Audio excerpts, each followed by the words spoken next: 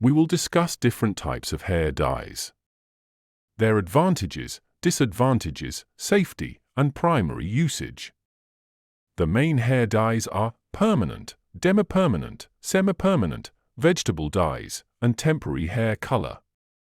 Permanent hair color lasts long, persisting until new hair grows.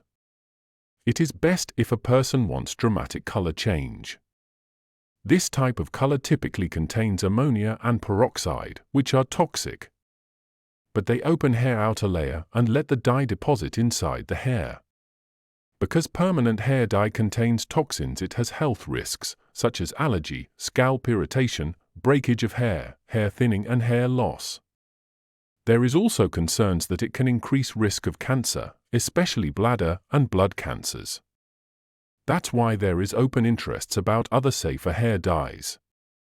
Demi-permanent hair color is not as strong as permanent.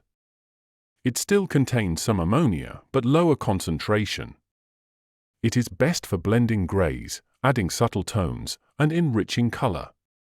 It gradually washes out after around 24 washes. The third option is semi-permanent hair coloring. It does not contain ammonia. The effects of semi-permanent color will fade after several washes, usually in less than 10 washes. Semi-permanent hair dyes cannot lighten or change the underlying color of your hair. While it can slightly blend gray hairs, it cannot provide full coverage of grays. In many cases, semi-permanent hair dyes are best choice for men, especially shampoos with semi-permanent dye. Also, for men there is temporary hair dye shampoos, which gives quick color but will wash out after next hair wash. Now let's say if hair coloring is safe during pregnancy.